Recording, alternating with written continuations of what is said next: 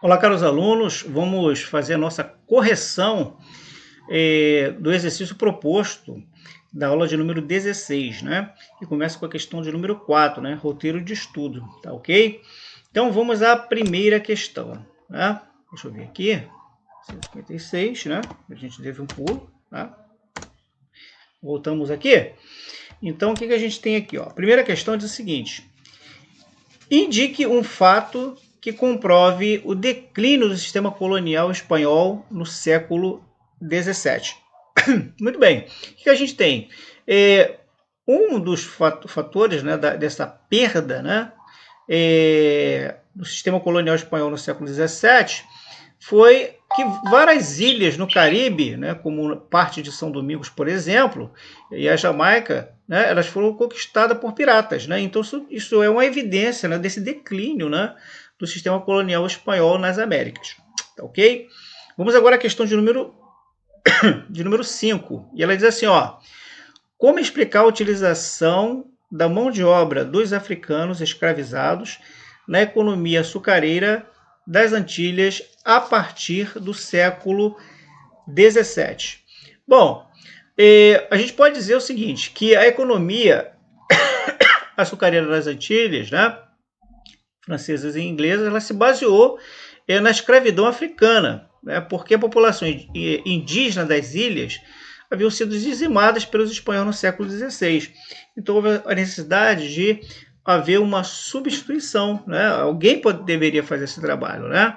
Então eles lançaram mão exatamente da mão de obra de pessoas, né, que viviam na África, né, negros, né, sobretudo, para trabalhar nessas áreas aí, não assalariado, mas de maneira escrava, tá ok? Muito bem, vamos então à questão de número 6. A questão de número 6 é o seguinte: é possível afirmar que as colônias da Nova Inglaterra, refúgio de protestantes, estiveram totalmente à margem do comércio colonial? Justifique. Bom, essa pergunta é muito interessante, né? Porque será que as colônias da Nova Inglaterra, né, foi colonizada, né, sobretudo por protestantes que fugiam, né, da perseguição religiosa, né, no velho continente? Como é que a gente pode explicar isso? Bom, a gente pode dizer o seguinte, que não, né? Por quê? As colônias da Nova Inglaterra, elas desenvolveram a construção naval, elas conseguiram construir o comércio de pele com os nativos, visando a exportação, né? E participaram, além disso também, né, do famoso comércio triangular, né? Comprando o melaço, né, que era produzido derivado da cana-de-açúcar, né, produzido nas Antilhas, e transformaram ele também em rum, né, para trocá-lo por escravizados na África, né, e então vender ele para as colônias do Sul ou no Caribe. Então, a gente pode, temos que não concordar com essa afirmação, tá ok?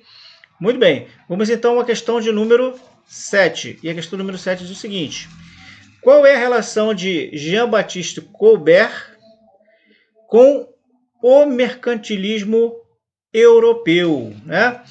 Devemos lembrar que Colbert era francês, né? E ele foi um dos criadores, né, daquela formulou, né, aquela prática, né, do chamado metalismo, né?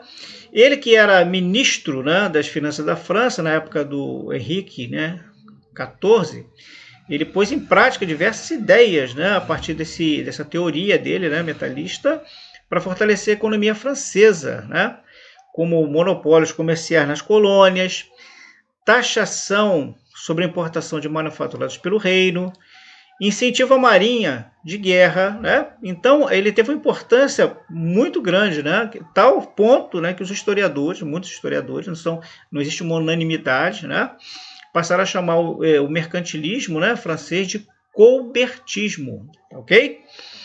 Muito bem. Essa foi a questão de número 7. Vamos agora à questão de número 8.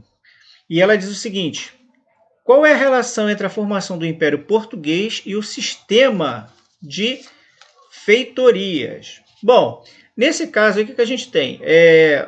os portugueses eles optaram por uma estratégia de negócios baseada no estabelecimento de feitorias, né, e fortificações, né, que se limitavam àquela faixa litorânea, né, e foi assim tanto na Ásia quanto na África, e somente no Brasil, né, que eles foram mais para o interior, né? Então somente no Brasil foi realmente colonizado, podemos assim dizer, tá ok? Vamos à questão agora de número 9. E ela diz o seguinte: por que a afirmação a seguir é falsa? Os africanos vendidos como escravos nas Antilhas não tinham para onde fugir porque, além de desconhecer aquelas terras, as ilhas eram muito pequenas. Bom, então vejamos aqui. Em todas as colônias escravistas da América, houve fuga de escravos, né? Escravizados, podemos assim dizer. Não importava qual era a extensão territorial, né, da colônia, ou desconhecimento, né, dos escravizados, dos cativos, né? E além disso, uma das marcas da colonização das Antilhas foi a força, né, dos quilombos, né, que eles iam se formando, né?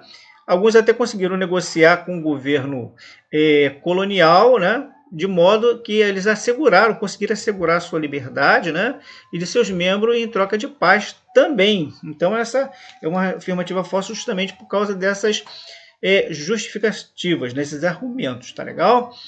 Muito bem, vamos à questão agora de número 10 e última, que diz assim: por que o Império Espanhol é chamado de Império dos Metais? Bom, essa é uma resposta muito simples, né? Porque ela se baseou na extração de prata e ouro, né, com mão de obra indígena, tá ok? Então ficamos por aqui, espero que tenham compreendido e a gente se vê no próximo vídeo. Um abraço a todos.